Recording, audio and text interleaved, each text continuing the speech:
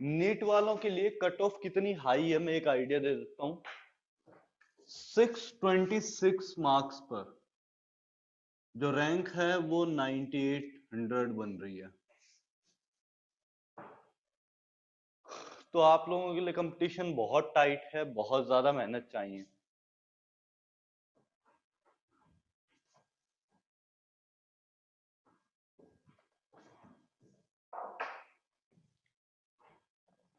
चलिए, last class हम लोग SF6 मॉलिक्यूल को डिस्कस कर रहे थे, याद है? सॉरी, SF6 नहीं, सॉरी, IF5 को शायद लिया था, या कुछ कौन सा लिया था, PCL5 को लिया था पहले। तो उसके आगे कंटिन्यू हमें करना था। एक मिनट में उठा लेता हूं।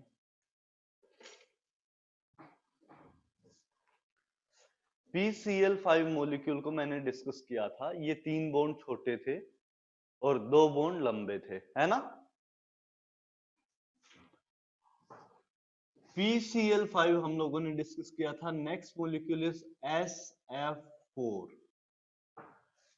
हाइब्रिडाइजेशन क्या होगी वापस से? sp3d।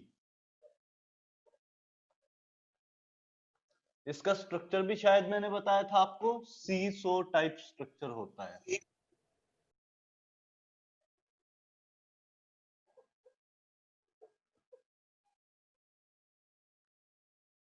ये सीसो टाइप स्ट्रक्चर आपका आता है। उससे नेक्स्ट लिखो IF3। इस मॉलिक्यूल के साथ क्या करेंगे? यहां पर हाइब्रिडाइजेशन देखने जाएंगे तो क्या sp3d निकलता है क्या? चेक कीजिए। हाइब्रिडाइजेशन देखने जाओगे तो 2 लोन पेयर हैं, 3 बॉन्ड पेयर, sp3d आना चाहिए। अब sp3d में एक और लोन पेयर आपको अरेंज करना है, SF4 की तरह एक और लोन पेयर रखना है। तो देखिए, SF4 के लिए क्या किया मैंने, एक लोन पेयर बनाया और ये क्या कर दूं, दूसरा लोन पेयर बना दूं। 2 लोन पेयर, दोनों ही दोनों इक्विटोरियल पोजीशन पे जाएंगे। जब इक्विटोरियल पोजीशन पे चले जाएंगे तो क्या मॉलिक्यूल टी शेप दिख रहा है क्या? टी जैसा मॉलिक्यूल दिखाई दे रहा है क्या आपको? हाँ। तो इस शेप का नाम क्या हो जाता है? T shape. इसका नाम क्या हो जाएगा? T shaped molecule.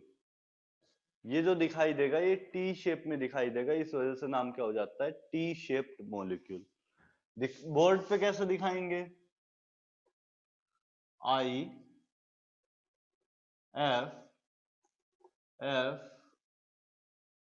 Lone pair and F।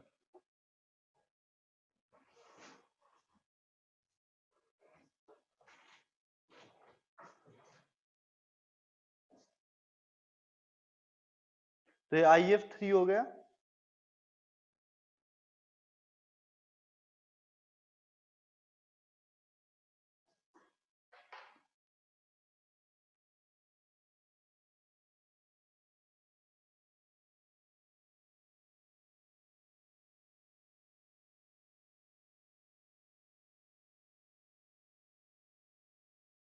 ये ड्रॉ कर लीजिए।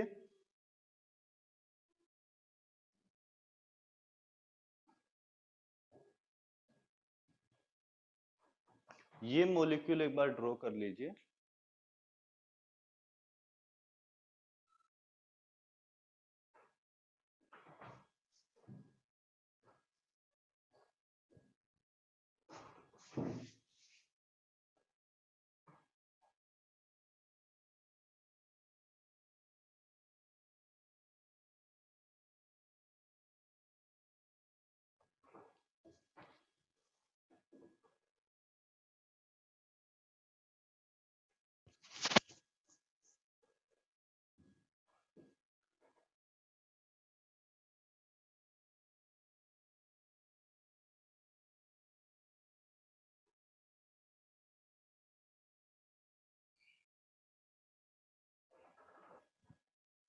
हो गया?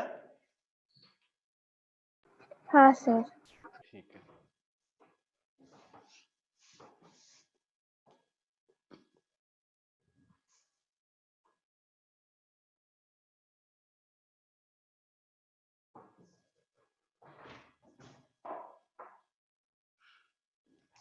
Next thing is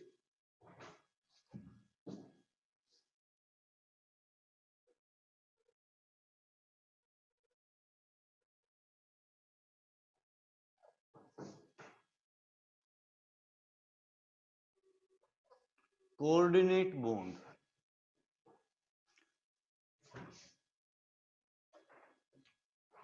Next thing is coordinate bond. In this, there is unequal sharing of electrons. Unequal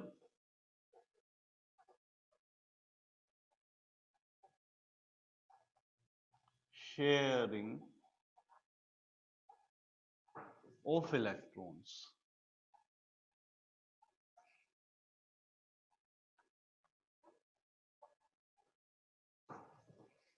अब ये क्या होगा? अनइक्वल शेयरिंग ऑफ इलेक्ट्रॉन्स, कुछ नया बात है ना, जो अब तक हम लोगों ने नहीं सुना हुआ। तो देखो इसमें होगा क्या। अनइक्वल शेयरिंग ऑफ इलेक्ट्रॉन्स का मतलब है दो एटम्स है आपके पास, एक एक्स एटम है, एक वाई एटम है। एक्स एटम को और कोई एक्स्ट्रा इलेक्ट्रॉन नहीं चाहिए, इसके पास इलेक्ट्रॉन्स ऑलरेडी पूरे हैं। तो अज्यूम कर लेते हैं इसके पास 8 इलेक्ट्रॉन्स हैं। और वाई एटम को 2 इलेक्ट्रॉन्स की नीड है। अब ऐसे केस में क्या करें? इसके पास आउटर मोस्ट इसका ऑक्टेट पूरा है और इसको 2 इलेक्ट्रॉन्स की नीड है। तो ऐसे केस में करेंगे क्या? इन दोनों के बीच में बॉन्डिंग करा देंगे थ्रू अनइक्वल शेयरिंग। मतलब दोनों इलेक्ट्रॉन एक ही साइड से अगर आ जाएं, अनइक्वल शेयरिंग का मतलब क्या हुआ? दोनों इलेक्ट्रॉन, एक बॉन्ड में 2 इलेक्ट्रॉन्स होंगे और दोनों इलेक्ट्रॉन अगर एक ही साइड से आ जाएंगे तो हम लोग क्या बोलेंगे? Unequal sharing of electrons.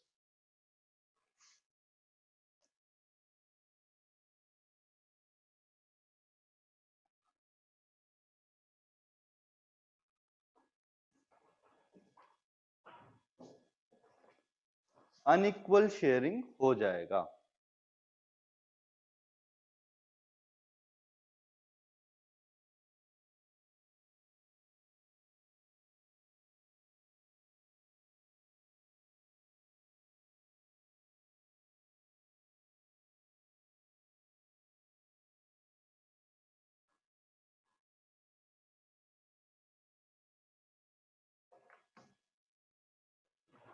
अब देखिए इसको डिनोट कैसे करेंगे।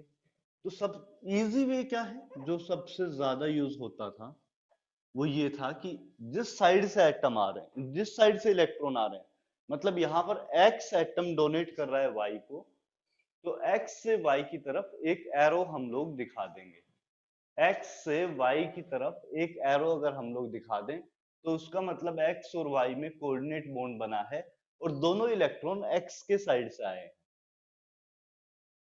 एक्स और वाई में एक कोऑर्डिनेट बॉन्ड बना है और दोनों इलेक्ट्रॉन एक्स के साइड से हैं। इस वजह से ये एरो आपका दिखाया जाता है। यहां पर ये एरो दिखा देते हैं दोनों के बीच में। सबसे सिंपल रिप्रेजेंटेशन ये वाला है। उसके बाद एक थोड़ा सा कॉम्प्लेक्स बताऊंगा और जो ज्यादा यूज होगा इसके कंपैरिजन में, वो ज्यादा यूज होगा, ये कम यूज होगा। तो सबसे पहले ये बात आपको समझ आया? इसमें तो कोई डाउट नहीं है? No sir. Pranav? No sir. ठीक है। सो अगर इतना बात समझ में आया तो मैं आपको कुछ लेके दिखाता हूं। देखिए दूसरा मार्कर मैंने कहा रख दिया। ठीक है, एक NH3 में मोलिक्यूल ले रहा हूं और एक ले रहा हूं मैं H+। इनके बीच में किस टाइप से बॉन्डिंग होगी? देखिए N H H H और एक लोन पेयर, इसका ऑक्टेट कंप्लीट हो गया। नाइट्रोजन का ऑक्टेट यहां पर कंप्लीट है। H प्लस के पास क्या, कोई इलेक्ट्रॉन नहीं है। जो H प्लस होगा उसके पास कोई इलेक्ट्रॉन नहीं होगा। हाइड्रोजन को अपने आउटरमोस्ट में कितने इलेक्ट्रॉन चाहिए होते हैं आशय?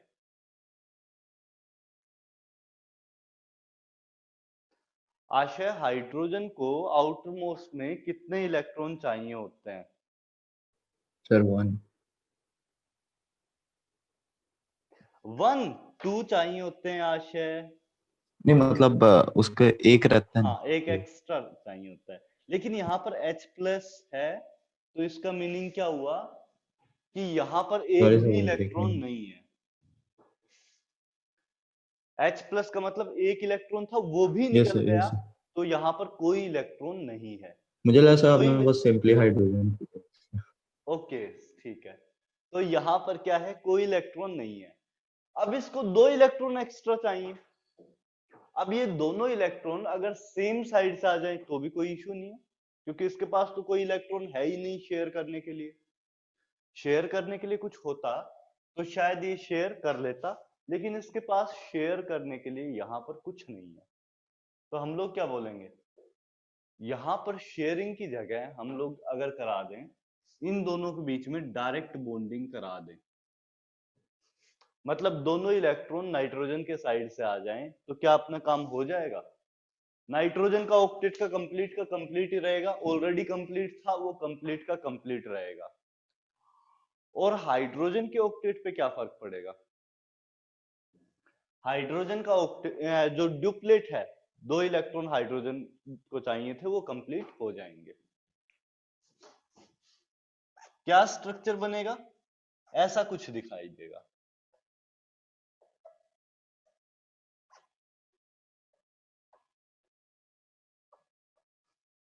है ना?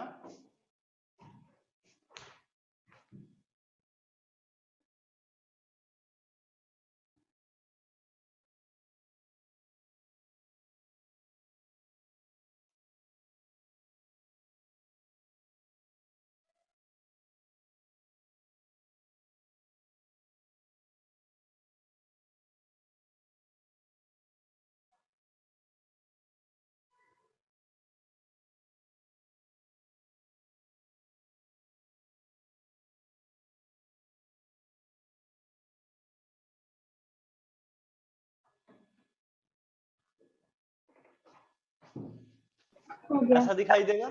इतना सब सही है, नोट डाउन कर लो साथ साथ, ये चीज एक बार नोट डाउन कर लो।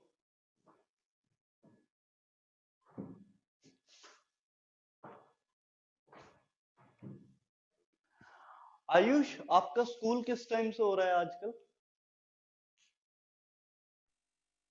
सर मेरा स्कूल अभी तो 11 o'clock से है, बट मंडे से फिर से टाइमिंग 7 o'clock हो रही है। 7 o'clock कर रहे हैं वापस से, ठीक है। संजय सर ने टाइमिंग क्या रखी है आप लोगों की? सर उन्होंने भी 5:30 to 6 7 सॉरी 7 रखी है, रखी है, ठीक है। बट संडे को उनकी 6 to ठीक है, 7:30 होती है। संडे को अपना 8 to 9:30 है, तो कोई इश्यू नहीं होगा, ठीक है। तो इतना बात सबको समझ आया? सेकेंड रिप्रेजेंटेशन पे, हाँ आद्या बोलो। नहीं मतलब समझ आ गया। ठीक है, सेकेंड रिप्रेजेंटेशन पे आते हैं। इसके पीछे एक लॉजिक है। लॉजिक ये है कि जब NH4 प्लस बन जाता है, ये NH4 प्लस आपका बन चुका है, तो एग्जैक्टली होता क्या है कि आपके पास एक बॉन्ड कुछ अलग होना चाहिए, बाकी सारे बॉन्ड डिफरेंट होने चाहिए। एक बॉन्ड, क्योंकि ये एरो से दिखा रखा है, ये कुछ अलग होना चाहिए, और बाकी सारे बॉन्ड कुछ अलग होने चाहिए। तो होता क्या है कि जब हम लोग मशीन्स में अपने पास एक मशीन होती है इंफ्रारेड स्पेक्ट्रोस्कोपी, उस मशीन में इनकी बॉन्ड लेंथ नापते हैं तो सारी बॉन्ड लेंथ इक्वल आती है। जब इनकी बॉन्ड लेंथ हम लोग मेजर करते हैं तो सब की सब बॉन्ड लेंथ इक्वल आती हैं। तो अगर हम लोग इसको कुछ अलग सिंबल देंगे तो कॉन्ट्राडिक्टरी हो जाएगा। अलग सिंबल देना रिप्रेजेंट करता है कि ये बॉन्ड कुछ डिफरेंट है, लेकिन एक बार जब कोऑर्डिनेट बॉन्ड बन जाता है तो आप डिफरेंशिएट ही नहीं कर सकते कि कौन से हाइड्रोजन से बना हुआ है। हाइड्रोजन पे एक्चुअली कोई चार्ज आता ही नहीं है। चार्ज तो नहीं आएगा क्योंकि इसने 2 इलेक्ट्रॉन्स ले लिए हैं, तो चार्ज तो इस पे आएगा नहीं, तो पॉजिटिव चार्ज भी इस पर नहीं दिखा सकते। और दूसरी बात क्या है कि सारे बॉन्ड लेंथ जो हैं वो इक्वल हैं, तो सारे बॉन्ड लेंथ इक्वल हैं तो वहां से भी इश्यू हो जाएगा। दोनों बातों में अपने को इश्यू है, बॉन्ड लेंथ भी इक्वल है। सेकंड बात क्या है कि चार्ज नहीं आएगा। सो ये स्ट्रक्चर एक तरह से कॉन्ट्राडिक्टरी हो जाता है। कॉन्ट्राडिक्टरी कैसे? ये अलग रिप्रेजेंटेशन हम लोग दे रहे हैं। तो फिर हम लोगों ने एक नया रिप्रेजेंटेशन डिजाइन किया। इसमें हम लोग क्या बोलते हैं कि ये बॉन्ड फॉर्मेशन की प्रोसेस होगी कैसे। आपके पास NH3 है, इस साइड H+ है, तो हम लोग अज्यूम करेंगे कि NH3 ने पहले एक इलेक्ट्रॉन H+ को ट्रांसफर कर दिया। पहले एक इलेक्ट्रॉन NH3 से H+ की तरफ गया, तो उसकी वजह से क्या होगा, नाइट्रोजन पर एक पॉजिटिव चार्ज जनरेट हो जाएगा, क्योंकि नाइट्रोजन ने एक इलेक्ट्रॉन दे दिया है, तो इस वजह से नाइट्रोजन पर एक पॉजिटिव चार्ज जनरेट हो जाएगा और एक इलेक्ट्रॉन नाइट्रोजन के पास होगा। हाइड्रोजन पर पॉजिटिव चार्ज था लेकिन इसने एक इलेक्ट्रॉन ले लिया, तो इस वजह से हाइड्रोजन पर 0 चार्ज आ जाएगा और हाइड्रोजन के पास भी एक इलेक्ट्रॉन होगा। तो अब क्या होगा, इसके बाद दोनों एक एक इलेक्ट्रॉन अब शेयर कर सकते हैं, नॉर्मल कोवेलेंट बॉन्ड फॉर्म हो सकता है, क्योंकि यहां पर भी एक इलेक्ट्रॉन और यहां पर भी एक इलेक्ट्रॉन। तो अब इलेक्ट्रॉन शेयर होकर कुछ इस तरह से स्ट्रक्चर बन सकता है।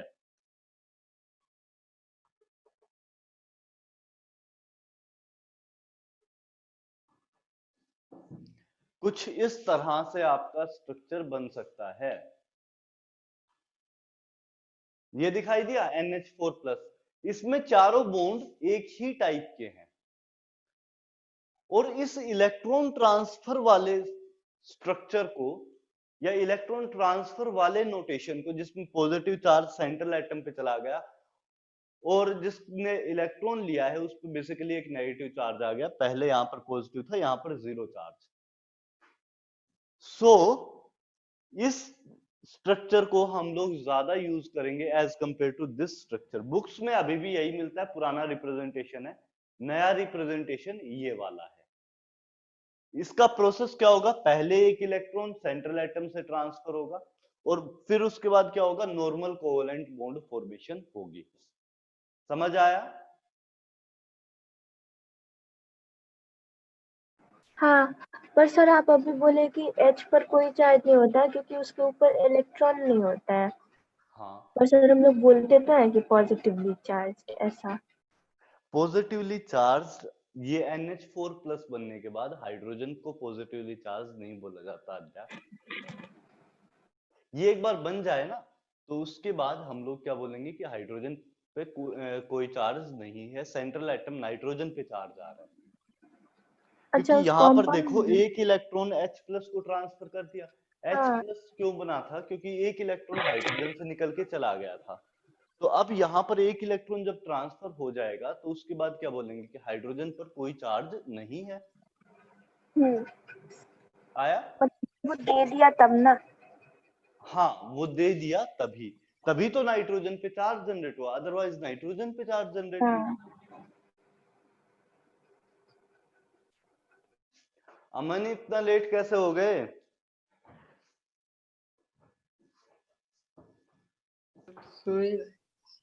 सोए रह गए। ठीक है, कोई बात नहीं। सर पर हाइड्रोजन के पास इलेक्ट्रॉन है कहाँ जो वो दे रहा है?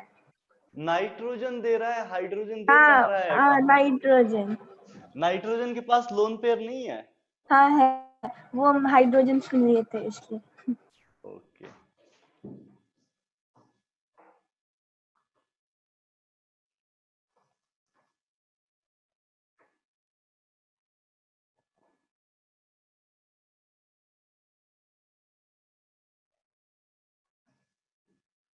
हाँ जी, तो इतना बात आपको समझ में आया हो तो इसके बाद मैं नेक्स्ट एक और ले रहा हूं।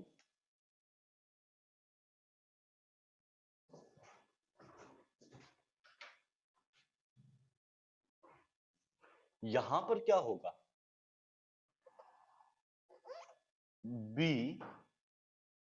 BF3, इसका स्ट्रक्चर बनाइए आप। BF3 का स्ट्रक्चर कैसे बनेगा?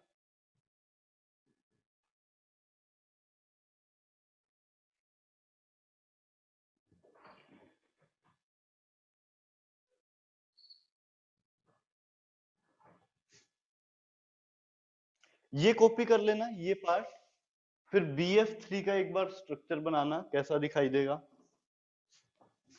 BF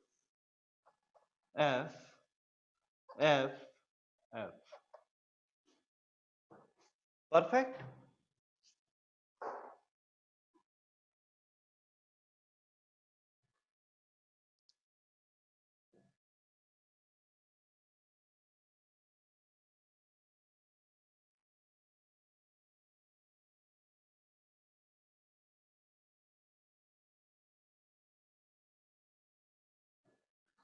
BF3 का कुछ ऐसा स्ट्रक्चर बनेगा, इसमें एक खाली ऑर्बिटल होना चाहिए, क्योंकि BF3 में नेट मिला के 6 ही इलेक्ट्रॉन आए हुए हैं, तो आउटर मोस्ट में एक ऑर्बिटल खाली होगा। एक ऑर्बिटल मतलब इसको 2 और इलेक्ट्रॉन की नीड है।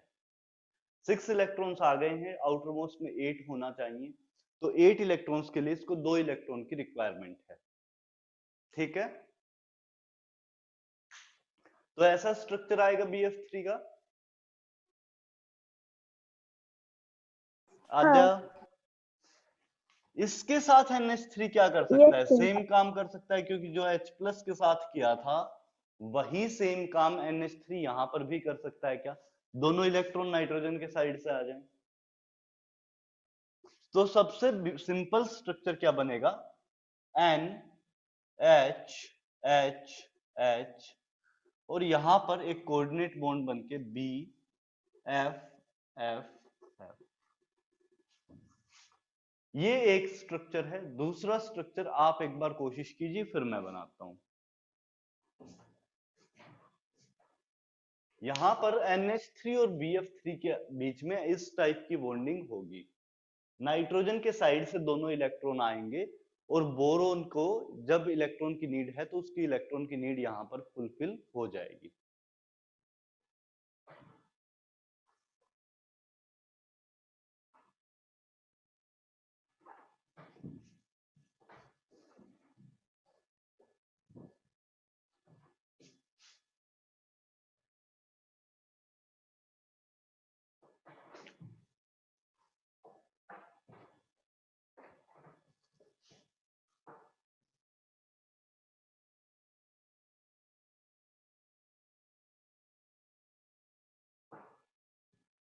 बोरोन की हो गया। जो दूसरा स्ट्रक्चर है वो कुछ ऐसा दिखाई देना चाहिए। नाइट्रोजन के साइड से डोनेशन हुआ है, इस पे प्लस चार्ज आना चाहिए, और बोरोन ने इलेक्ट्रॉन एक्सेप्ट किया है, इस वजह से बोरोन पे माइनस चार्ज आना चाहिए। ऐसा स्ट्रक्चर NH3BF3 का आएगा। देखिए, यही बनाया था क्या आपने?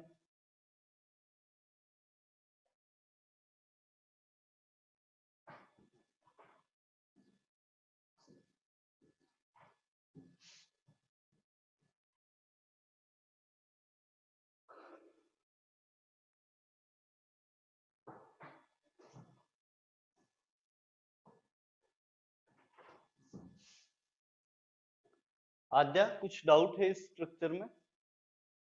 No, sir. प्रणव, आयुष, आशय,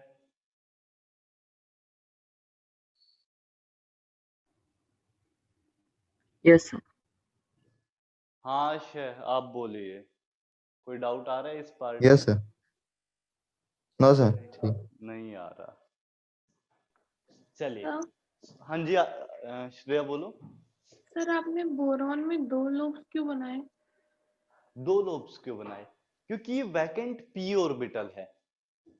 p ऑर्बिटल में क्या होता है, ऊपर और नीचे दोनों साइड लोब होते हैं। हाँ। तो वैकेंट मतलब यहाँ पर इलेक्ट्रॉन है नहीं, इसके अंदर इलेक्ट्रॉन मैंने दिखाया नहीं, दो लोब इस वजह से क्योंकि दोनों साइड होता है p ऑर्बिटल। Yes sir. ठीक है, चलिए ये यूज कहाँ होगा, अब तक तो कुछ बेसिक बताया आपको, ये यूज कहाँ होता है। अगर आपको ड्रॉ करने के लिए मिल जाए NO3 माइनस, ऐसा स्ट्रक्चर कैसे ड्रॉ करें, या HNO3, इस टाइप का स्ट्रक्चर कैसे ड्रॉ करें। तो अपने जो वेज हैं उनसे चलें तो सेंट्रल एटम कौन सा होगा, हाइड्रोजन तो सेंट्रल एटम हो नहीं सकता। यहां पर फिर ऑक्सीजन और नाइट्रोजन में किसकी इलेक्ट्रॉन, दोनों के दोनों सेकंड पीरियड से बिलोंग करते हैं, तो किसकी इलेक्ट्रोनेगेटिविटी कम है, नाइट्रोजन की इलेक्ट्रोनेगेटिविटी यहां कम है, तो नाइट्रोजन सेंट्रल एटम हो गया। हाइड्रोजन और ऑक्सीजन को कंबाइन कर देंगे, क्या बन जाएगा, OH बॉन्ड बन जाएगा। अब अपने पास दो ऑक्सीजन बच गई हैं, एक तो डबल बॉन्ड O बना देगी। अब देखो जैसे ही डबल बॉन्ड O बनेगा, नाइट्रोजन का ऑक्टेट पूरा हो चुका है। नाइट्रोजन के जो आउटर मोस्ट शेल है उसमें 8 इलेक्ट्रॉन्स यहां पर आ चुके हैं। अब आपको एक और ऑक्सीजन जोड़ना है और इस ऑक्सीजन के पास 6 इलेक्ट्रॉन्स हैं ऑलरेडी। मतलब अगर आप शेयरिंग कराओगे, डबल बॉन्ड बनाओगे, तो नाइट्रोजन के आउटर मोस्ट में 10 इलेक्ट्रॉन्स हो जाएंगे, जो कि फिजिबल नहीं है। नाइट्रोजन के पास वैकेंट d ऑर्बिटल प्रेजेंट नहीं होता है, ऑर्बिटल एक्सपेंड नहीं कर सकता। यहां पर ऑक्टेट एक्सपेंड नहीं कर पाएगा, 8 से ज्यादा इलेक्ट्रॉन सेकंड पीरियड में नहीं आ पाते हैं। सेकंड पीरियड में प्रॉब्लम क्या है, नाइट्रोजन 8 से ज्यादा इलेक्ट्रॉन आउटर मोस्ट में रख नहीं सकता, और यहां पर ऑक्सीजन के साथ अगर डबल बॉन्ड बनाएगा तो 8 से ज्यादा इलेक्ट्रॉन हो जाएंगे। तो होगा क्या, होगा ये कि दोनों इलेक्ट्रॉन अगर नाइट्रोजन के साइड से आ जाएं तो आपके पास यहां पर बॉन्डिंग हो सकती है, ऑक्सीजन के इलेक्ट्रॉन्स पूरे हो सकते हैं। ऑक्सीजन के आउटर मोस्ट में ऑलरेडी 6 इलेक्ट्रॉन्स हैं, 2 इलेक्ट्रॉन अगर इसको और मिल जाएं तो इसका काम हो जाएगा। और दोनों इलेक्ट्रॉन कैसे आ सकते हैं, थ्रू कोऑर्डिनेट बॉन्ड हो सकता है। तो इसकी बड़ी सिंपल सी रिप्रेजेंटेशन हो सकती है, यहां से क्या हो जाए, नाइट्रोजन से ऑक्सीजन की तरफ कोऑर्डिनेट बॉन्ड बन जाए तो HNO3 का स्ट्रक्चर कंप्लीट हो जाएगा।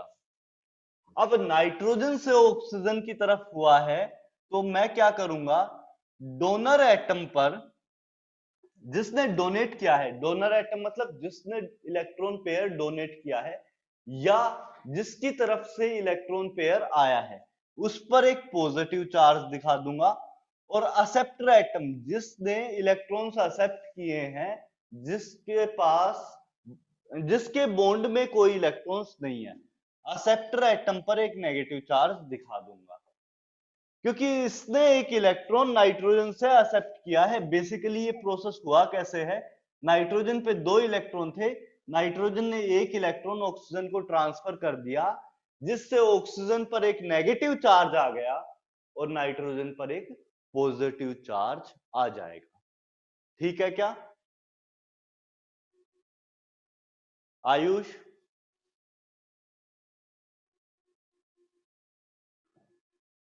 आयुष बोलिए, समझ आया या नहीं क्या बोला? Yes sir. ठीक है, बाकी लोग? Yes sir. आद्या को आ गया। आशय, ये बहुत इंपॉर्टेंट है, बाद में इशू करेगा। आशय,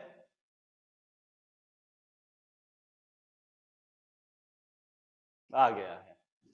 तो मैं एक स्ट्रक्चर आपको दे रहा हूं, आपको ड्रॉ करना है N2O4 का स्ट्रक्चर कैसा होगा और N2O5 का लो स्ट्रक्चर कैसा होगा। हाँ आशय, हाँ यस सर, डाउट आया वो कुछ? था इधर पता है सर, कनेक्शन की दिक्कत है।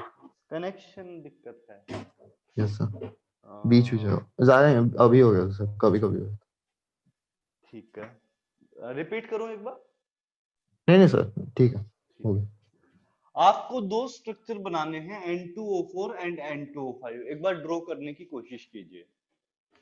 N2O4 and N2O5।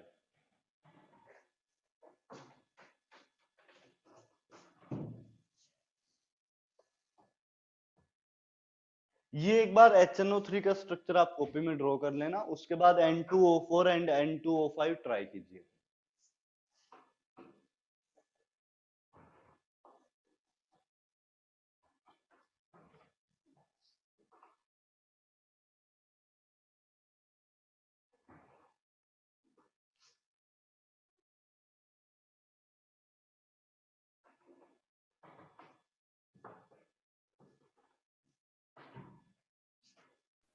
सर हाँ जी श्रेया बोलो। सर यहाँ पे एन और ओ में आर नहीं बनेगा? कहां पर? मैंने आपको दोनों रिप्रेजेंटेशन बताए श्रेया। मैंने हाँ। क्या बोला कि ये रिप्रेजेंटेशन थोड़ा बेटर है क्योंकि ये नया रिप्रेजेंटेशन है। तो आरो किस में लगेगा और आरो किस में नहीं लगेगा? एरो लगाना भी करेक्ट है, प्लस माइनस दिखाना भी करेक्ट है, दोनों चीजें करेक्ट हैं। लेकिन ये थोड़ा ज्यादा इंफॉर्मेशन देता है। इंफॉर्मेशन ज्यादा कैसे देता है? इससे आप डायरेक्टली ऑक्सीडेशन नंबर निकाल सकते हैं। एरो वाले से ऑक्सीडेशन नंबर नहीं निकाल पाओगे। Okay sir. ठीक है, इसी चीज को आप एरो से ऐसे दिखा सकते हैं, N double bond O, arrow O, O H. दोनों चीजें परफेक्टली करेक्ट हैं, गलत कुछ नहीं है, लेकिन ये थोड़ा सा ज्यादा इंफॉर्मेशन देता है क्योंकि इसमें हम लोग ऑक्सीडेशन स्टेट निकाल सकते हैं, बीच में से कट कर देंगे और वो जो प्रोसेस हम लोग अडॉप्ट करते थे सेम प्रोसेस यहां पर रहेगा ऑक्सीडेशन नंबर के लिए। लेकिन इसमें नहीं लगा पाओगे आप। ठीक है Shreya? Yes sir. Okay. N2O4 का स्ट्रक्चर कुछ ऐसा दिखाई देता है। NN, जब आप डबल बॉन्ड दोनों साइड लगा दोगे तो उसके बाद वैलेंसी नाइट्रोजन की कंप्लीट हो जाती है। इसके पास लोन पेयर था, वैलेंसी कंप्लीट हो जाएगी। तो ऑक्सीजन के साथ बॉन्डिंग कैसा होगा? कोऑर्डिनेट बॉन्ड आपका बनेगा। जो एक ऑक्सीजन बच गया उसके साथ कोऑर्डिनेट बॉन्ड बनेगा दोनों साइड।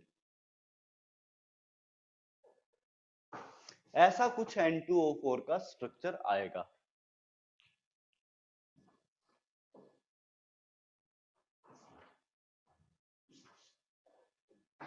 ये आप लोगों ने ड्रॉ कर लिया?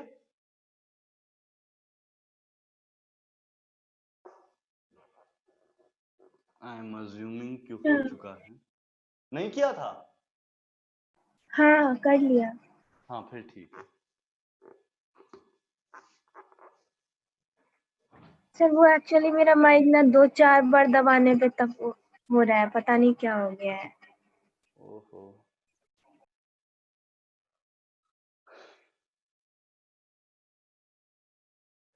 चलिए, तो N2O4 आपका ऐसे हुआ। N2O5 कैसे दिखेगा? NON, वापस से डबल बॉन्ड O माइनस और यहां पर plus charge, double bond O minus. ठीक है,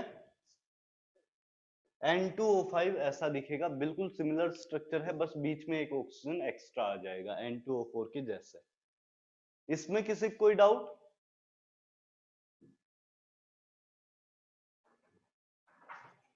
इसमें कोई डाउट है तो बता दीजिए।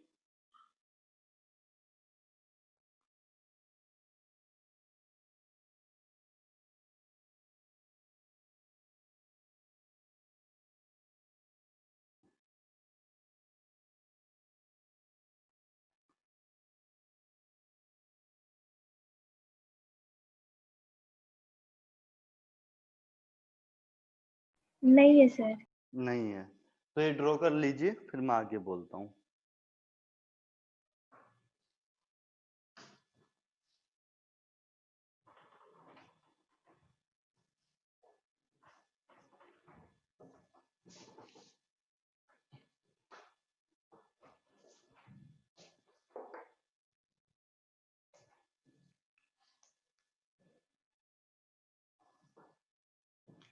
The next part is BeCl2 molecule. इस मॉलिक्यूल में क्या करेंगे? ये बड़ा प्रॉब्लमेटिक सा मॉलिक्यूल हो जाता है। मैंने आपको कुछ ऐसा बताया था, ऐसे करके मैंने sp हाइब्रिडाइजेशन यहां पर बोल दिया था। लेकिन यहां पर होता क्या है, यहां पर नहीं, आप लोगों के साथ शायद ये डिस्कस ही नहीं किया है, किया है नहीं किया अब तक? BeCl2 मॉलिक्यूल आप लोगों के साथ डिस्कस किया है अब तक? हेलो,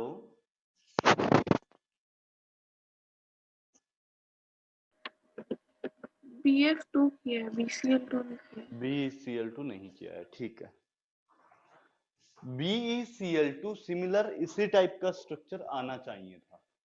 यहां पर सेंट्रल एटम बेरिलियम होगा, रूल्स फॉलो नहीं हो रहे हैं, बिकॉज ये आपके पास बेसिकली दो क्लोरीन आपको दिखाई दे रहे हैं, तो ऐसा लगना चाहिए डायरेक्टली दोनों क्लोरीन साइड में अटैच हो जाएंगे, आइडिया लग जाता है देख के। सो BeCl2 में क्या होता है,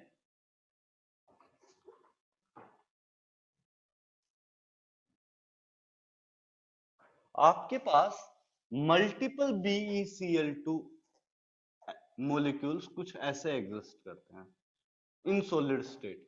ये गैसियस फेज का स्ट्रक्चर है, सॉलिड स्टेट में कैसे होता है?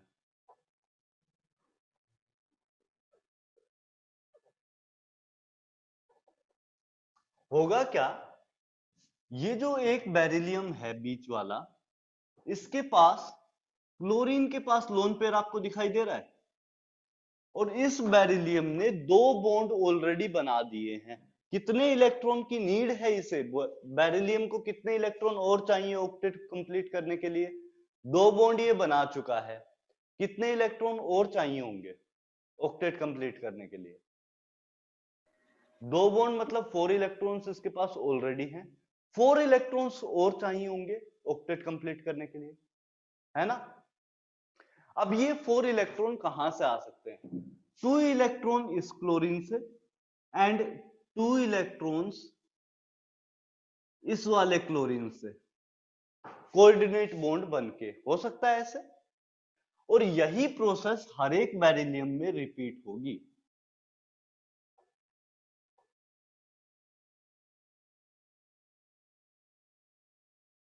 और इस तरह से ये पॉलीमर बनता जाएगा, ये पॉलीमर बन जाएगा।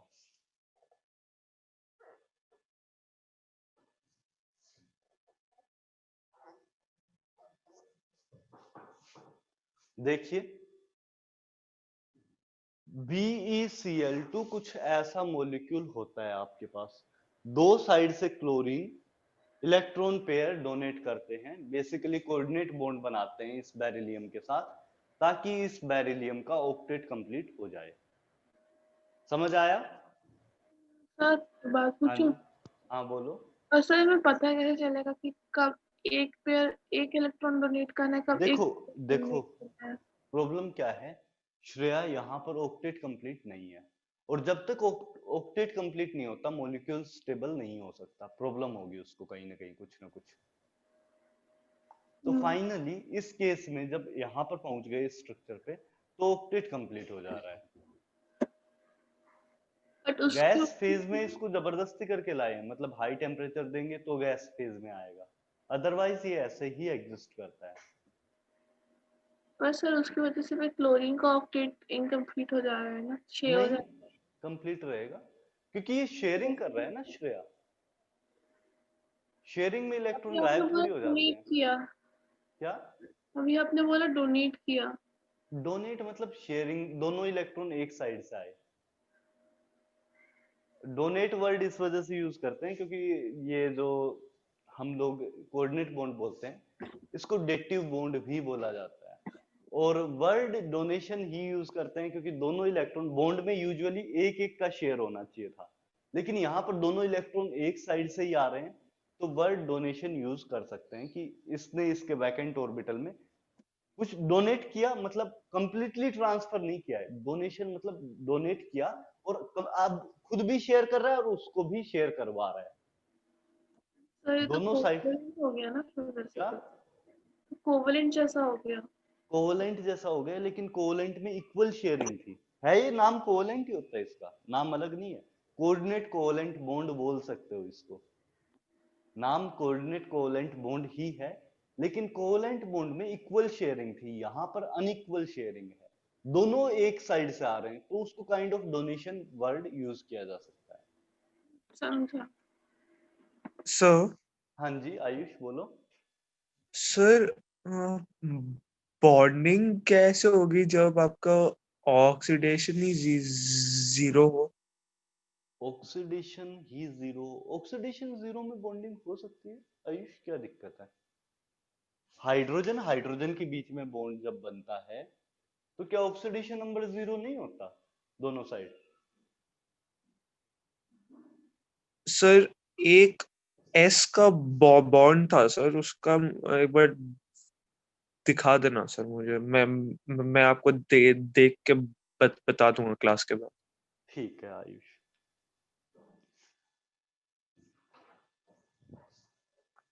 तो BeCl2 मॉलिक्यूल आपको समझ में आया?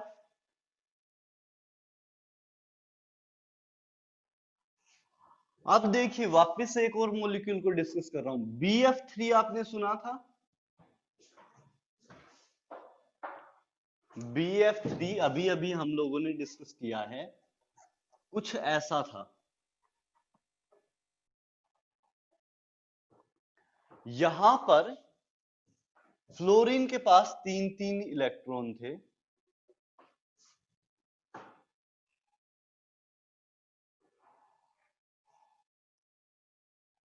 है ना? और बोरोन के पास क्या है? एक वैकेंट ऑर्बिटल है। क्या कोऑर्डिनेट बॉन्ड बनने का चांस है? बोरोन के पास वैकेंट ऑर्बिटल, फ्लोरीन के पास इलेक्ट्रॉन्स हैं।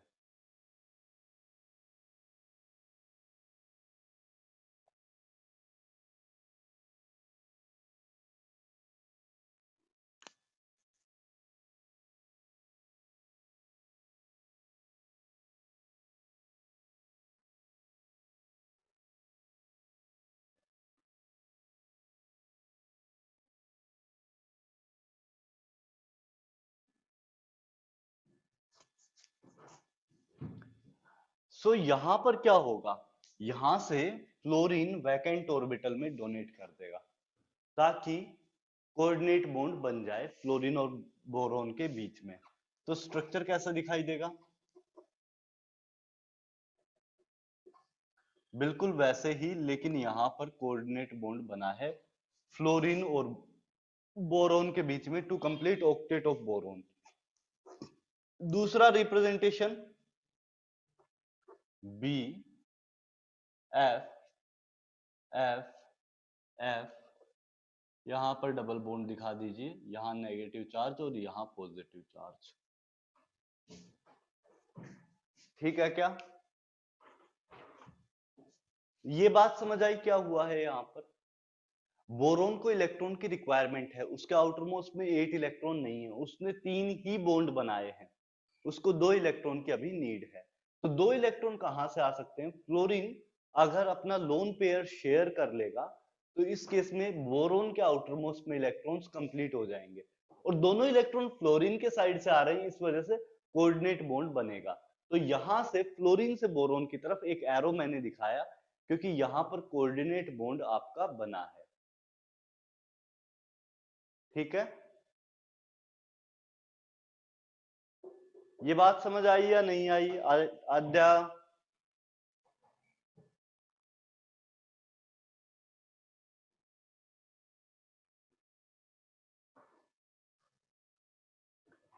ये क्या किया आद्या?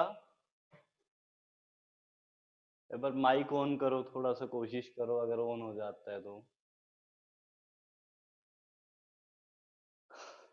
प्रणव समझ आया? Yes sir. 100%। देखो प्रणव, मैं एक चीज बता रहा हूं आपको, आपका आयुष का आर्यन का रिस्पॉन्स बहुत कम है, मतलब होमवर्क वगैरह करने में आप लोगों का कुछ नहीं पता चल रहा कि कर रहे हो नहीं कर रहे हो, तो एक रिस्पॉन्स दिया करो। नहीं किया तो भी बता दो और किया है तो भी बता दो, ठीक है? ठीक है सर।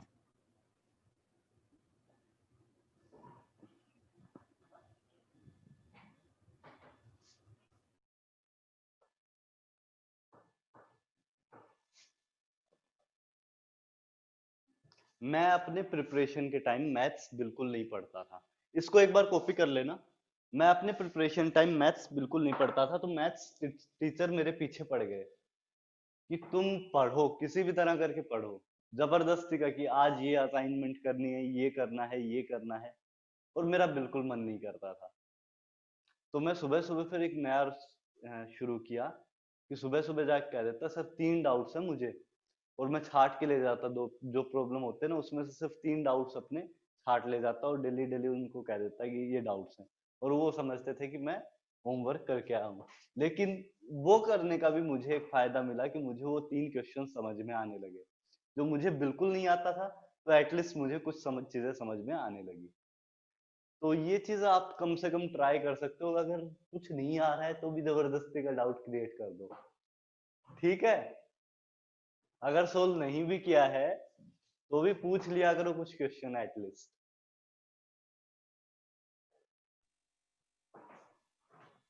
Okay sir. ठीक है, तो कुछ तो समझ आएगा। अगर कुछ टॉपिक आपका गायब हुआ होगा तो वो आप एटलीस्ट दोबारा से समझ सकते हो। टाइम ले लिया करो एक्स्ट्रा। यूजुअली 11 AM में फ्री रहता हूँ, या शाम को भी अगर टाइम लेना चाहो तो शाम को भी टाइम मिल जाएगा, ठीक है? लेकिन आप अपने अकॉर्डिंग जितना यूज कर सको उतना यूज किया करो। सर आपको मिल रहा है एक सर्विस, 1-to-1 इंटरेक्शन है, तो उस चीज का फायदा उठाया करो। आप लोग बहुत कम फायदा उठाते हो, जिस हिसाब से बाकी बच्चे फायदा उठाते हैं उस हिसाब से आप कुछ नहीं करते हो। एक श्रेया तो थोड़ा बहुत डाउट्स पूछती है, बाकी किसी का कोई डाउट नहीं आता है।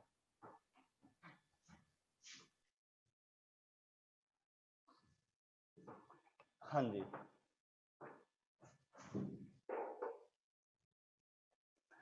मैंने आपको ये दोनों मॉलिक्यूल बताए। एक और मैं आपको बता रहा हूं, AlCl3। यहां पर क्या होगा, यहां पर कुछ ऐसे ही स्ट्रक्चर बनता है।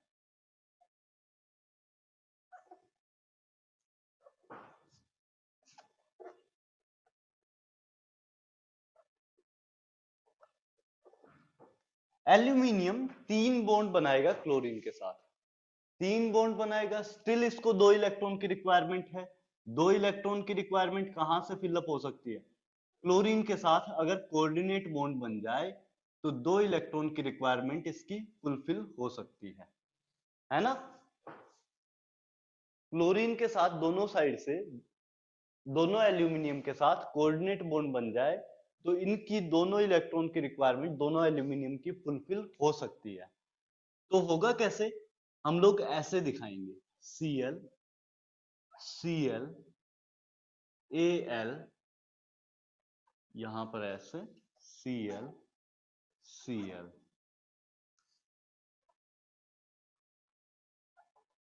और दोनों क्लोरीन पे एक पॉजिटिव चार्ज और दोनों एल्यूमिनियम पर एक नेगेटिव चार्ज। ये ऐसा स्ट्रक्चर आपका आ जाना चाहिए। समझ आया कुछ क्या किया है? एल्यूमिनियम बोरोन के नीचे लाई करता है, इसके आउटरमोस्ट में 3 इलेक्ट्रॉन थे, तीनों इलेक्ट्रॉन शेयर करके क्लोरीन के साथ 3 बॉन्ड इसने ऑलरेडी बना दिए हैं। अब 3 बॉन्ड ये ऑलरेडी बना चुका है, तो उसके बाद क्या होगा, हम लोगों को इसमें 2 इलेक्ट्रॉन और चाहिए। वो 2 इलेक्ट्रॉन कहां से आएंगे? वो दोनों इलेक्ट्रॉन आएंगे थ्रू कोऑर्डिनेट बॉन्ड फॉर्मेशन, और वो कोऑर्डिनेट बॉन्ड फॉर्म होगा किसके साथ? वो कोऑर्डिनेट बॉन्ड फॉर्म होगा आपका इस क्लोरीन के साथ। तो ये दोनों साइड से कोऑर्डिनेट बॉन्ड फॉर्म होगा, और यहां पर कोऑर्डिनेट बॉन्ड फॉर्मेशन के बाद उसको ऐसे रिप्रेजेंट कर सकते हैं। कोऑर्डिनेट बॉन्ड बेसिकली मतलब है लोन पेयर शेयर कराना है ना? बस लोन पेयर शेयर कराना है। और कोवेलेंट में हमें मतलब बैलेंस इलेक्ट्रॉन में जितने भी होते हैं। हाँ, कोवेलेंट में क्या करते हैं कि आपको इक्वल शेयरिंग करानी है, कोऑर्डिनेट बॉन्ड में अनइक्वल शेयरिंग, दोनों इलेक्ट्रॉन एक ही साइड से आएंगे, बस इतना सा फर्क है। तो सर आपने जो हाँ फर्स्ट सर, क्वेश्चन उस दिया दिन था, टेस्ट हाँ दिए क्योंकि कोई क्वेश्चन बिल्कुल नहीं आता था सर, होमवर्क का डाउट कल पूछना, ठीक है आज। हाँ जी।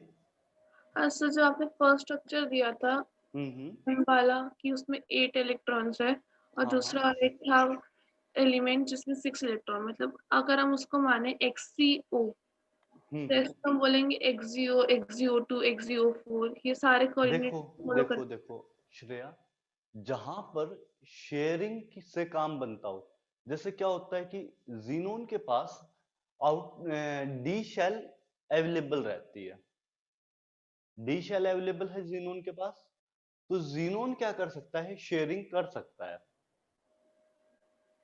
Equal sharing. उसके पास इलेक्ट्रॉन्स भी अवेलेबल है, डी शेल भी अवेलेबल है, इलेक्ट्रॉन एक्साइट होकर डी शेल में पहुंच जाएगा, अनपेड इलेक्ट्रॉन ऑब्टेन हो जाएंगे। बॉन्डिंग वाला फंडा याद है श्रेया? Yes sir. तो जीनोन के इलेक्ट्रॉन्स एक्साइट किए जा सकते हैं क्योंकि उसके आउटरमोस्ट में 8 इलेक्ट्रॉन अवेलेबल हैं और डी शेल आपके पास पूरा पड़ा हुआ है, तो डी शेल में इलेक्ट्रॉन चला जाएगा, उसके बाद बॉन्डिंग हो सकती है, मतलब कि वहां पर इक्वल शेयरिंग हो सकती है। तो अगर इक्वल शेयरिंग फिजिबल है तो पहले वो कराएंगे, अनइक्वल शेयरिंग तब होता है जब इक्वल शेयरिंग फिजिबल ना हो पाए। तो यहां पर इक्वल शेयरिंग फिजिबल था जीनोन वाले केस में, है ना? यस। तो पहले इक्वल शेयरिंग, अगर आपके पास जैसे इसमें एल्यूमिनियम के केस में इलेक्ट्रॉन बचा ही नहीं है, एल्यूमिनियम के पास 3 इलेक्ट्रॉन थे, तीनों इक्वल शेयरिंग में बॉन्डिंग फॉर्मेशन कर चुके हैं, तो उसके बाद क्या होगा, अनइक्वल शेयरिंग होगा। भाई इसके पास तो इलेक्ट्रॉन बचा ही नहीं बॉन्ड फॉर्मेशन के लिए फर्दर, 3 इलेक्ट्रॉन थे, 3 नॉर्मल कोवेलेंट बॉन्ड बना दिए, तो अब क्या होगा, खाली ऑर्बिटल है, खाली ऑर्बिटल तो शेयर नहीं कर सकते, तो फिर होगा क्या, दोनों इलेक्ट्रॉन एक ही साइड से आ जाए, क्लोरीन के साइड से। हाँ। आया समझ? नाइट्रोजन का भी यही प्रॉब्लम है। फुलफिल कर रहे हैं, हाँ बट अगर जैसे कि हम PCl5 का केस लें तो PCl5 में ज्यादा बढ़ जाता है, मतलब एक्सटेंडेड ऑक्टेट हो जाता क्योंकि उसमें डी ऑर्बिटल अवेलेबल है आपके पास। है, मतलब डी ऑर्बिटल की अवेलेबिलिटी के बारे में देखेंगे तब।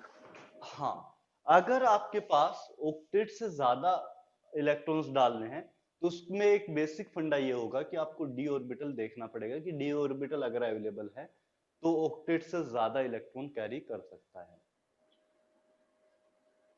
तो सर आपने जो फर्स्ट क्वेश्चन मतलब फर्स्ट एग्जांपल जब दिया, मैंने आपको रूल्स लिखवाए थे to draw structures, rules to draw structures, तो उसमें मैंने एक चीज बोली थी, if central atom belongs to third period और higher period, in that case we will not think about valency of central atom, we will just fulfill valency of all the side atoms, बोला था। हाँ हाँ। तो इसका meaning क्या था कि थर्ड पीरियड के बाद जब से डी ऑर्बिटल अवेलेबल हो जाता है, 3D पहली बार अवेलेबल होता है, तो उसके बाद से ऑक्टेट से ज्यादा इलेक्ट्रॉन इजीली आ सकते हैं सेंट्रल एटम पे। तो अगर ऑक्टेट से ज्यादा इलेक्ट्रॉन आ सकते हैं तो वो इजीली 8 से ज्यादा इलेक्ट्रॉन्स कैरी कर सकता है। ये सर। तो क्या होगा, 3D 4D sorry third period, fourth period, fifth period, इन सब से जो भी आता है आपके पास उनमें इजीली 8 से ज्यादा इलेक्ट्रॉन्स हो सकते हैं, कोई इश्यू नहीं होगा। Okay sir. हाँ अब आपका क्वेश्चन बोलो। सर जो XCO का स्ट्रक्चर है, हाँ अगर हम बनाएंगे तो उसमें, XZO, हाँ एक बार आप बना दो। XZ डबल बॉन्ड हो, 3 लोन पेयर आपके पास। हाँ जी, अभी जो आपने फर्स्ट चीज दिखाई थी आज हमें क्लास में, हाँ हाँ उसमें आपने एक एलिमेंट लिया X करके ये किया मैंने, और एक XZ लिया Y करके। आते हैं मैंने ये किया, आप ये कहना चाहते हो सर ये क्यों नहीं हो जाता? हाँ आते हैं। श्रेया देखो, अब मैं इसको दूसरे वे में डिफाइन करता हूं, जो एक्चुअल बॉन्डिंग है वो उसी पे आता हूं, छोड़ो इसको। मैं ये वाला स्ट्रक्चर ड्रॉ हो गया आपके पास? Yes sir. चलिए, ये जब बॉन्डिंग होगी श्रेया, ये जो आपने बॉन्डिंग मुझे बताया, ये जब बॉन्डिंग होगी तो उसके बाद जीनोन पर एक पॉजिटिव चार्ज आ जाएगा और ऑक्सीजन पर एक नेगेटिव चार्ज आ जाएगा, है ना? Yes sir. जीनोन पर एक पॉजिटिव चार्ज है, ऑक्सीजन पे एक नेगेटिव चार्ज है। उसके बाद उससे अगला स्टेप क्या होगा? जीनोन के पास आपका वैकेंट डी ऑर्बिटल, 4 लोब होते हैं ऊपर नीचे, है ना? हाँ। तो वैकेंट डी ऑर्बिटल जीनोन के पास अवेलेबल होगा। वापिस से क्या होगा? ये ऑक्सीजन अपना नेगेटिव चार्ज हटाने के लिए इलेक्ट्रॉन पेयर को जीनोन के वैकेंट डी ऑर्बिटल में डोनेट कर देगा। और यहां पर सिग्मा बॉन्ड तो ऑलरेडी बन चुका था, पाई बॉन्ड फॉर्मेशन हो जाएगी। होगा क्या? कैसे दिखाएंगे? वापस से एक कोऑर्डिनेट बॉन्ड इस तरफ, एक कोऑर्डिनेट बॉन्ड इस तरफ, ऐसे दिखा देंगे। हाँ, और कैंसिल हो जाएगा। अब देखो, चार्ज इस कोऑर्डिनेट बॉन्ड की वजह से इस पे कौन सा आया? नेगेटिव, जबकि इस कोऑर्डिनेट बॉन्ड की वजह से क्या आ गया? पॉजिटिव। क्या हो गया? 0। तो इसको क्या दिखा सकते हैं? नॉर्मल डबल बॉन्ड की तरह। अब समझा। और हम लोग वापस से उसी स्ट्रक्चर पर पहुंच गए। बाकी लोगों को ये कुछ समझ आया क्या बताया मैंने?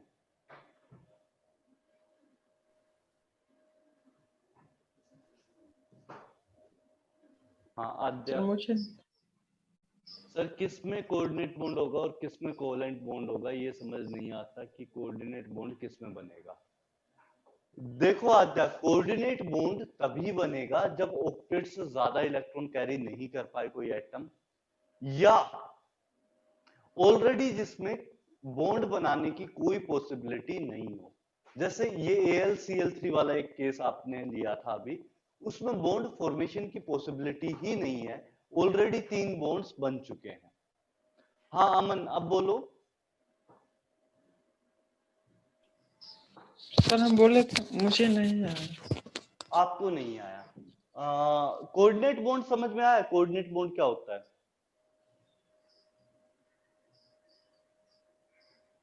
हेलो सर एक बार बता दीजिएगा। कोऑर्डिनेट बॉन्ड क्या होता है? सर हाँ जी। अगर हम यहाँ पे नियॉन लेते हैं तो नियॉन में तो वैकेंट डी ऑर्बिटल तो होता नहीं है, तो अब क्या होता है? तो नियॉन कहाँ कोई कंपाउंड बनाता है?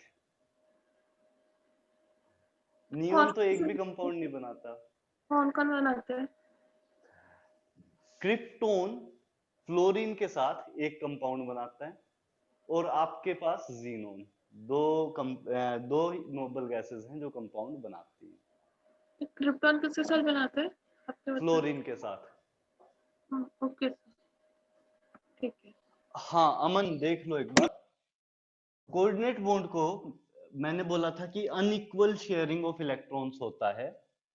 आपके पास ऑक्सीजन के पास 6 इलेक्ट्रॉन ऑलरेडी हैं, जीनोन के पास क्या है? 8 इलेक्ट्रॉन्स हैं। तो होगा क्या? सबसे पहले जीनोन ऑक्सीजन के साथ 2 इलेक्ट्रॉन पेयर, जो एक इलेक्ट्रॉन पेयर है वो शेयर कर लेगा, अपना एक इलेक्ट्रॉन पेयर जीनोन ऑक्सीजन के साथ शेयर कर लेगा, और बॉन्ड में दोनों इलेक्ट्रॉन जीनोन के साइड से आ रहे हैं, इस वजह से बॉन्ड का नाम हो जाता है कोऑर्डिनेट बॉन्ड। 2 इलेक्ट्रॉन एक ही साइड से आए, अनइक्वल शेयरिंग ऑफ इलेक्ट्रॉन्स, तो क्या नाम दे देते हैं? Coordinate bond. Coordinate bond. Equal sharing मतलब normal covalent bond, unequal sharing मतलब coordinate covalent bond. Unequal sharing है, यूजुअली बॉन्ड जब बनता है तो एक एटम एक इलेक्ट्रॉन देता है, दूसरा एटम एक इलेक्ट्रॉन देता है, और दोनों आपस में मिलके बॉन्ड बना लेते हैं, शेयरिंग हो जाती है ना। हाँ सर। यहां पर क्या हो रहा है, अनइक्वल शेयरिंग है, दोनों इलेक्ट्रॉन एक ही साइड से आ रहे हैं। तो इस चीज को रिप्रेजेंट करने का मैंने दूसरा मेथड बताया, आपने क्लास थोड़ा लेट ज्वाइन किया। मैंने क्या मेथड बताया कि पहले एक इलेक्ट्रॉन ज़ीनोन अपना ऑक्सीजन को ट्रांसफर कर देगा, पहले एक इलेक्ट्रॉन ज़ीनोन अपना ऑक्सीजन को ट्रांसफर कर देगा, तो ऑक्सीजन ने एक इलेक्ट्रॉन एक्स्ट्रा गेन किया, इस वजह से ऑक्सीजन पे माइनस चार्ज, और ज़ीनोन ने एक इलेक्ट्रॉन डोनेट किया, इस वजह से ज़ीनोन पे पॉजिटिव चार्ज। और उसके बाद इसको कैसे दिखा देंगे, दोनों इलेक्ट्रॉन्स आपस में शेयर होकर एक नॉर्मल बॉन्ड बना देंगे, एक्सी ओ, इस टाइप से कुछ अमन। और ज़ीनोन पे चार्ज क्या आएगा, पॉजिटिव, ऑक्सीजन पे क्या चार्ज आएगा, माइनस। अमन ये बात समझ आई? हाँ सर आई। इसमें क्या अज्यूम किया कि पहले एक इलेक्ट्रॉन इसने इसको दिया और उसके बाद इक्वल शेयरिंग करा दी, नॉर्मल कोवेलेंट बॉन्ड। तो नॉर्मल कोवेलेंट बॉन्ड को ऐसे ही दिखाते थे हम लोग, सिंपल लाइन से। हाँ तो वो अपना मैंने शो किया है। फिर ज़ीनोन का ऑक्टेट पूरा नहीं हुआ, ज़ीनोन दे दिया तो फिर ज़ीनोन का आद्य देने के बाद वापस शेयर भी तो कर लिया उसी इलेक्ट्रॉन को। ये जो इलेक्ट्रॉन ज़ीनोन ने दिया उसी इलेक्ट्रॉन को वापस से शेयर कर लिया बॉन्ड फॉर्मेशन के बाद, तो वापस से ऑक्टेट पूरा हो गया ज़ीनोन का। सो ऐसा कुछ दिखाएंगे। उसके बाद क्या होगा अमन, आप बोले ना कि पार्शियल होता है, पार्शियल थोड़ी बोला है मैंने, बोला अनइक्वल शेयरिंग होता है। अनइक्वल शेयरिंग मतलब दोनों इलेक्ट्रॉन ज़ीनोन के साइड से आए, अब दोनों इलेक्ट्रॉन एक्चुअली हैं तो ज़ीनोन के ही, एक बार ट्रांसफर किया उसको शेयर कर लिया वापस से, आए तो दोनों इलेक्ट्रॉन ज़ीनोन से ही है ना। आद्या माइक ऑन करो, किसी तरह कोशिश करो, ठीक है। उसके बाद क्या होगा, आपके पास यहां पर वैकेंट डी ऑर्बिटल अवेलेबल होता है, ज़ीनोन में डी ऑर्बिटल खाली होता है ना मन। यहां पर हाँ ज़ीनोन सर। के पास वैकेंट डी ऑर्बिटल अवेलेबल होता है। हम्म, ऑक्सीजन के पास है लोन पेयर, ज़ीनोन के पास है खाली ऑर्बिटल, क्या वापस से बॉन्ड नहीं बन जाएगा? हाँ बन जाएगा। तो यहां पर क्या होगा, वापस से लोन पेयर इस खाली ऑर्बिटल के साथ शेयर हो जाएगा, जिससे क्या होगा, मोर स्टेबिलिटी। जितना ज्यादा बॉन्ड फॉर्मेशन उतना ज्यादा स्टेबिलिटी यूजुअली होता है। तो यहां पर एक और बॉन्ड आपका एक्स्ट्रा बन रहा है तो स्टेबिलिटी थोड़ा ज्यादा आ जाएगा। तो यहां पर क्या होगा, ऑक्सीजन के साइड से इस बार दोनों इलेक्ट्रॉन आए, तो मैं क्या बोलूंगा, पहले ऑक्सीजन ने एक इलेक्ट्रॉन यहां इस ऑर्बिटल में दे दिया, अब इस ऑक्सीजन के पास एक इलेक्ट्रॉन, इस ऑर्बिटल में एक इलेक्ट्रॉन, और ज़ीनोन पे क्या हुआ, ऑलरेडी पॉजिटिव चार्ज था, एक नेगेटिव चार्ज आ जाएगा क्योंकि ऑक्सीजन के साइड से इसके पास एक इलेक्ट्रॉन आया है। ऑक्सीजन के साइड से ज़ीनोन के पास एक इलेक्ट्रॉन एक्स्ट्रा आया और ऑक्सीजन ने डोनेट किया, इस वजह से ऑक्सीजन पे पॉजिटिव चार्ज। पॉजिटिव। तो अब इक्वल, अब हम लोग वापस से शेयरिंग करा दें। हाँ तो इस बार शेयरिंग होगा तो क्या हो जाएगा, आपके पास ज़ीनोन डबल बॉन्ड O हो जाएगा, हाँ सर। और एक पॉजिटिव एक नेगेटिव कैंसिल आउट हो जाएगा, हाँ सर। और यहां भी एक पॉजिटिव एक नेगेटिव कैंसिल आउट हो जाएगा, यस सर। कोई चार्ज नहीं आएगा ज़ीनोन पर, नहीं आएगा। हाँ है ना। तो नॉर्मल डबल बॉन्ड की तरह दिखा सकते थे। हाँ दिखा सकते हैं। ठीक है, तो ये बॉन्डिंग इस टाइप से होती है, ड्रॉ कर लो, अपने वर्ड्स में लिख भी लेना, फिर उसके बाद में अगला टॉपिक शुरू करते हैं।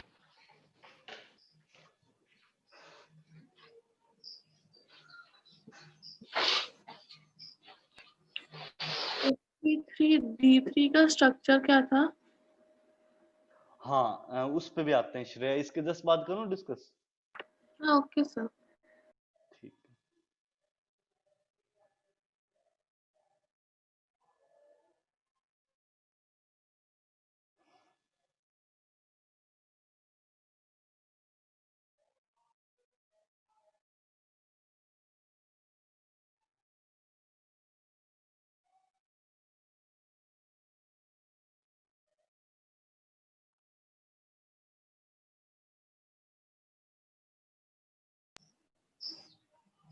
हो गया सर।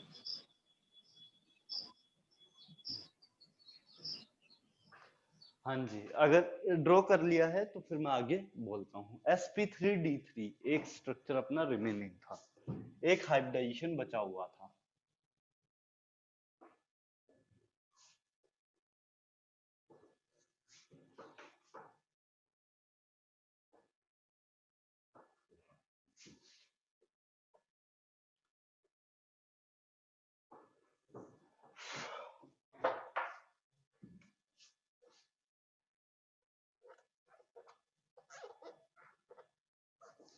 इसका केस कौन सा होता है? IF7। ये दिखाई कैसे देता है? ये अध्ययन कुछ भेजा क्या ना? ठीक है। I F F F F F ऊपर की तरफ एक लोन पेयर और नीचे की तरफ एक लोन पेयर, बीच में क्या है? पेंटागन बना है। या इसको डॉटेड लाइन से दिखा देता हूँ। IF5 है या IF3 है? IF, अरे मैंने क्या कर दिया, सॉरी, 7 करना था, लोन पेयर कहां से ले लिया मैंने। ठीक है, ऊपर तरफ एक फ्लोरीन, नीचे की तरफ एक फ्लोरीन। IF7 लेना था मैंने, IF3 और IF5 लिख दिया गलती से। ये करेक्ट कर दिया है, ध्यान रखना है करेक्शन की है। हाँ जी, तो ये ऐसा कुछ होता है। IF7 पेंटागन बीच में बनता है और ऊपर और नीचे फ्लोरीन होते हैं। कशिश ये एडिटिंग कर दिया है, बाद में मत कंफ्यूज होना कि IF3 लिखा हुआ था। यस सर ठीक है। सो ये क्या होगा, यहां पर 5 फ्लोरीन पेंटागन बनाएंगे बीच में, ऊपर और नीचे, क्योंकि इसका स्ट्रक्चर मेरे पास अवेलेबल नहीं है। sp3d3 रेयर हाइब्रिडाइजेशन होती है, तो स्ट्रक्चर मेरे पास है नहीं ऐसा कोई एटम जो बना सके। लेकिन इसमें होगा क्या, बीच में पेंटागन बना हुआ है और ऊपर और नीचे 2 फ्लोरीन आपके हैं। नाम क्या होगा? पेंटागोनल बाइपिरामिडल और डिस्टोर्टेड ऑक्टाहाइड्रल। ऑक्टाहाइड्रल में डिस्टोर्शन आ गई बिकॉज एक एक्स्ट्रा फ्लोरीन ऑक्टाहाइड्रल में हम लोगों ने डाल दिया है, तो इसका नाम क्या हो जाएगा? Pentagonal bipyramidal. इजी वाला नाम क्या है? Pentagonal bipyramidal.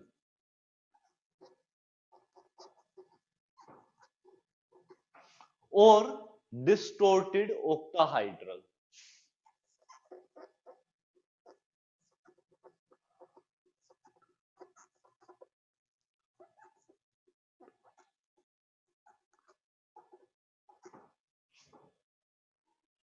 हाँ श्रेया, आया समझ? हाँ सर। बाकी लोग बताओ, इस पार्ट में कोई डाउट तो नहीं है? और अगर समझ आ गया तो इसे ड्रॉ कर लीजिए।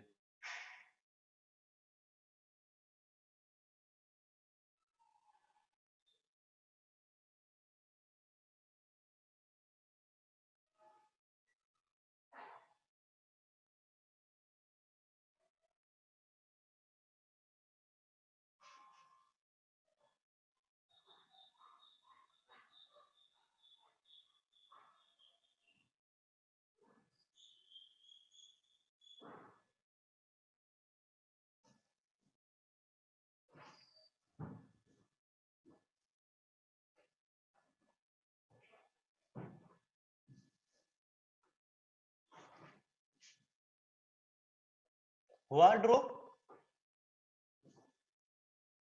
आशय, हेलो, आशय ड्रॉ हुआ ये? नहीं, कोई रिस्पॉन्स नहीं दे रहा है। चलो मैं इसको हटा देता हूं।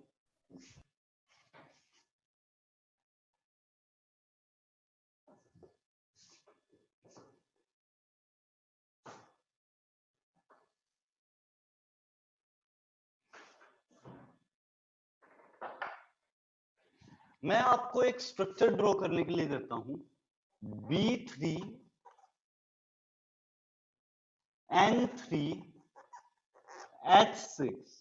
इसका स्ट्रक्चर कैसा होगा आपको एक बार कोशिश करनी है। नाम क्या होता है वो मैं आपको बता देता हूं, आप स्ट्रक्चर का ट्राई कीजिए। इसका नाम होता है इनऑर्गेनिक बेंजीन। आप स्ट्रक्चर ट्राई कीजिए कैसा दिखना चाहिए। B3N3H6 नाम होता है इनऑर्गेनिक बेंजीन। स्ट्रक्चर एक बार ट्राई कीजिए कैसा दिखना चाहिए।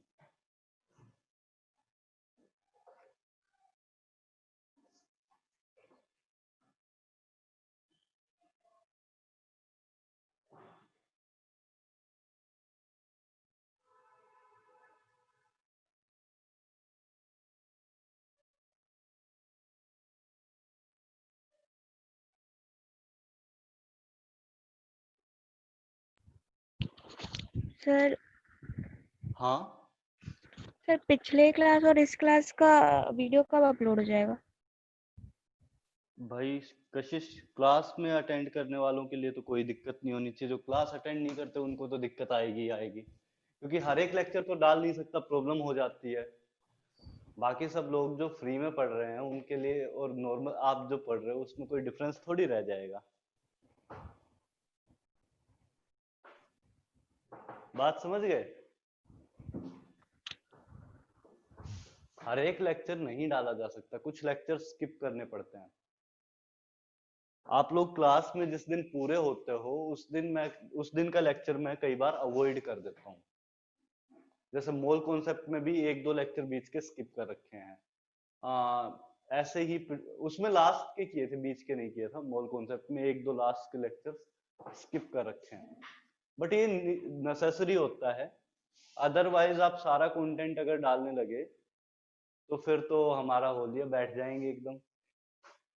ठीक है, तो हर चीज नहीं डाली जा सकती, आपको क्लास अटेंड करना पड़ेगा। B3N3H6 स्ट्रक्चर कैसा दिखाई देगा? B N B N B sorry N B ऐसा कुछ, और हर एक बोरोन और नाइट्रोजन से एक एक हाइड्रोजन जुड़ा रहेगा। ऐसा कुछ आपका स्ट्रक्चर आएगा। यहां पर हर एक नाइट्रोजन के पास लोन पेयर और बोरोन के पास खाली ऑर्बिटल होगा।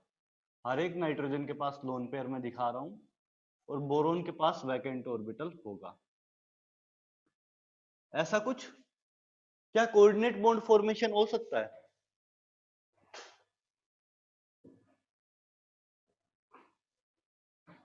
कोऑर्डिनेट बॉन्ड फॉर्मेशन हो सकता है।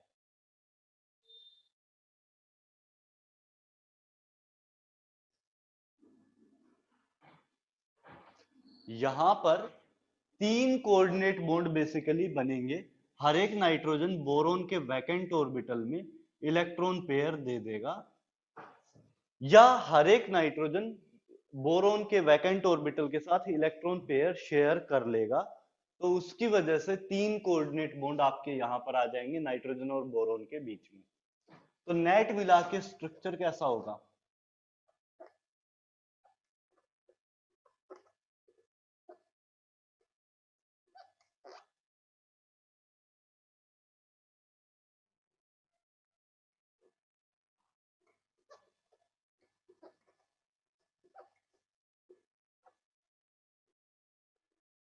ऐसा कुछ। और बोरोन पे कौन सा चार्ज? Negative charge. नाइट्रोजन पे कौन सा charge? Positive charge. Negative, sorry, positive, negative, positive, negative. इस तरह से स्ट्रक्चर आना चाहिए।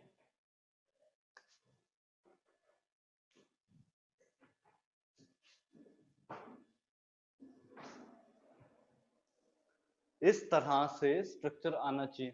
कशिश, ऐसा कर सकते हैं, मैं आपको टेलीग्राम पे भेज देता हूँ। आप ऐसा कर लीजिए, एक बेटर वे क्या होगा कि मैं टेलीग्राम पे आपको सेंड कर दूंगा ये जो वीडियो लेक्चर्स हैं फटाफट, ठीक है? Okay sir. ठीक है।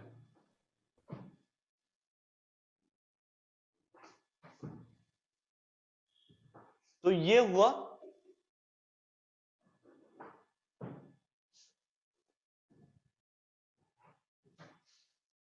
इसमें किसी को कोई डाउट है तो बताइए। B3N3H6 नाम क्या होगा? इनऑर्गेनिक बेंजीन, क्योंकि बेंजीन ऐसी दिखाई देती है आपके C C C C C।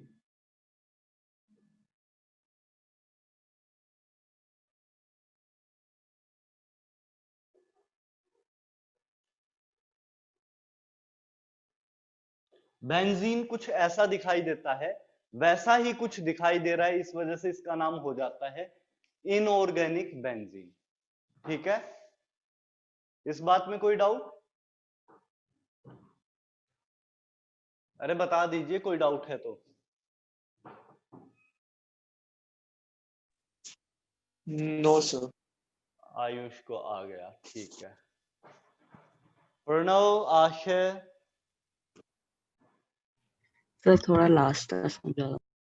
Last वाला पार्ट, ये जो बॉन्डिंग वाला पार्ट, यस सर।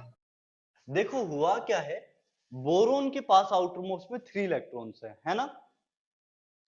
सो अगर बोरोन के पास आउटरमोस्ट में 3 इलेक्ट्रॉन्स हैं, तो जैसे ये 3 बॉन्ड्स बना देगा, बोरोन का जो इलेक्ट्रॉन्स है वो सारे के सारे यूटिलाइज हो गए।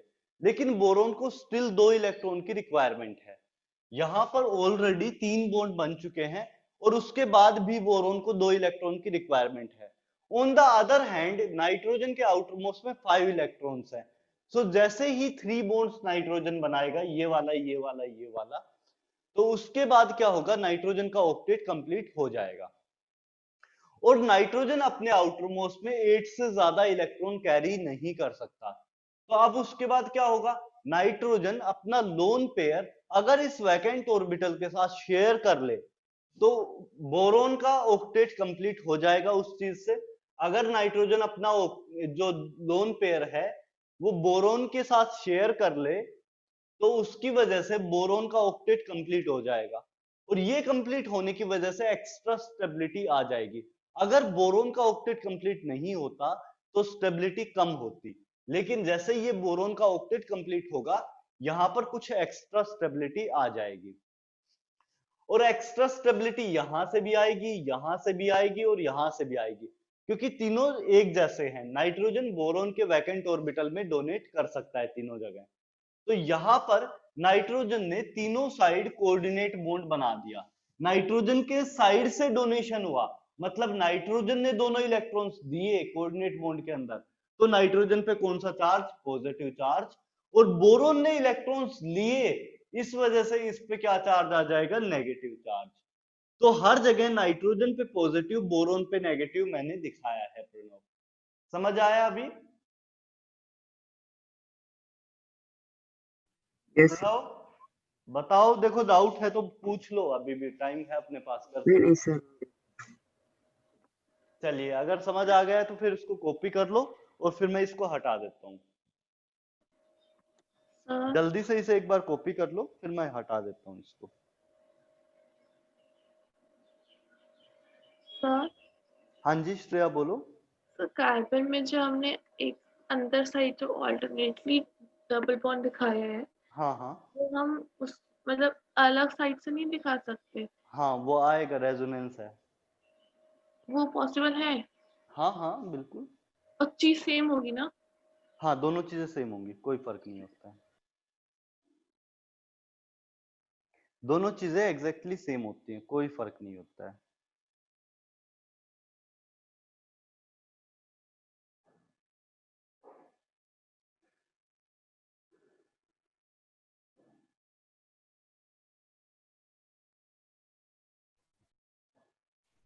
तो डबल बॉन्ड कहीं भी लगा सकते हैं?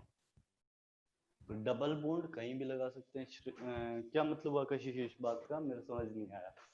सर लास्ट वाले में जैसे कि बेंजीन है और उसके बाद ये उसमें देखो बेंजीन में किस वजह से आया, कार्बन, हर एक कार्बन को 4 बॉन्ड बनाने पड़ेंगे to complete its octet. Carbon के पास 4 इलेक्ट्रॉन अवेलेबल भी थे और 4 बॉन्ड ये बना भी सकता है टू कंप्लीट ऑक्टेट। तो इसने बेसिकली क्या किया, 3 तो बॉन्ड बना दिए, चौथा डबल बॉन्ड बना दिया। और सर उसमें इसमें कोऑर्डिनेट बॉन्ड बना है, क्योंकि यहां तक मैं लेके आया, कशिश आपने लेट ज्वाइन किया थोड़ा। कोऑर्डिनेट बॉन्ड क्या होता है कि अनइक्वल शेयरिंग होता है, दोनों इलेक्ट्रॉन्स एक ही साइड से आते हैं। तो यहाँ पर नाइट्रोजन के पास लोन पेयर अवेलेबल है, बोरोन के पास वैकेंट ऑर्बिटल अवेलेबल है। बोरोन के पास आउटर मोस्ट में 6 ही इलेक्ट्रॉन्स हैं, इसको 2 इलेक्ट्रॉन स्टिल चाहिए। तो नाइट्रोजन के पास लोन पेयर था, यहाँ पर वैकेंट ऑर्बिटल है। क्या होगा, दोनों के बीच में अगर इन दोनों इलेक्ट्रॉन्स को मैं शेयर कर देता हूं नाइट्रोजन के, तो इससे बोरोन का जो ऑक्टेट है वो कंप्लीट हो जाएगा। नाइट्रोजन का तो कंप्लीट रहेगा, लेकिन बोरोन का भी कंप्लीट हो जाएगा। तो उसके लिए क्या होगा, दोनों इलेक्ट्रॉन्स को मैंने शेयर कराया और ये डबल बॉन्ड के फॉर्म में मैंने दिखाया है। बोरोन ने इलेक्ट्रॉन्स लिया है नाइट्रोजन से तो नेगेटिव चार्ज, और नाइट्रोजन ने इलेक्ट्रॉन दिया है, इस वजह से नाइट्रोजन पे पॉजिटिव चार्ज। आया समझ? Yes sir. चलिए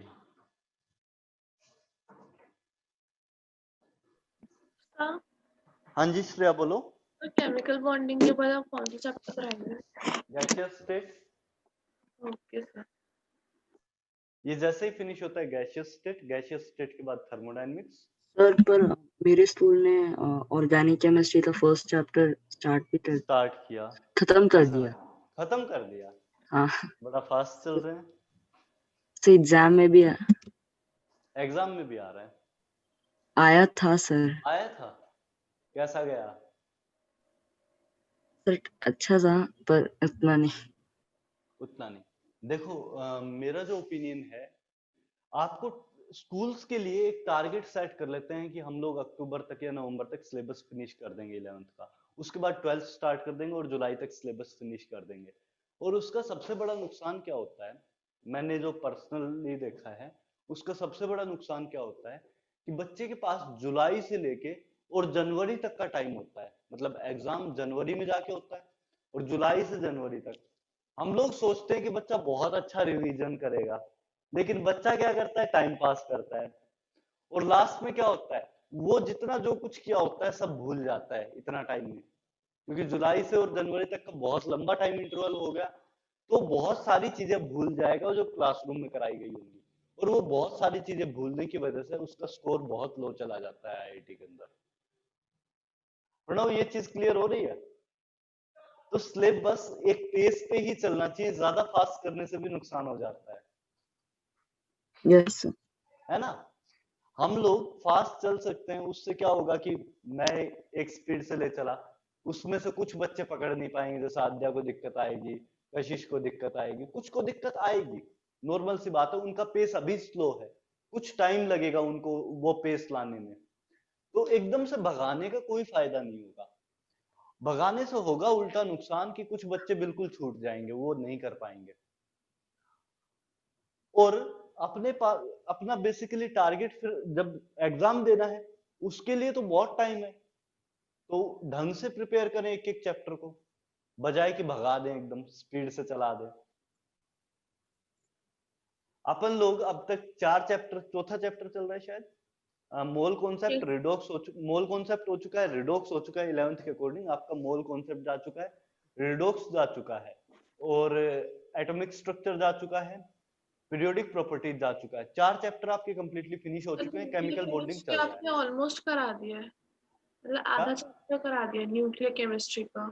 न्यूक्लियर केमिस्ट्री वो 12th क्लास में जाके आता है, वो अभी मैं करा चुका हूँ। ठीक है, तो काफी हमारे क्वेश्चंस आए वो सारे हो गए मुझसे।